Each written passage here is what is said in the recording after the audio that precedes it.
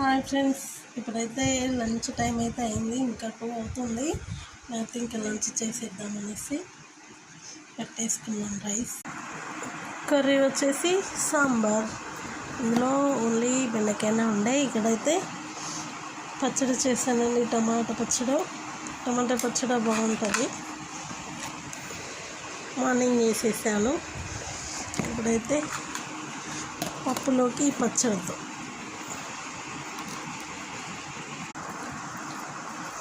అయితే పచ్చడితో టేస్ట్ చేద్దాం ఎలా ఉందో.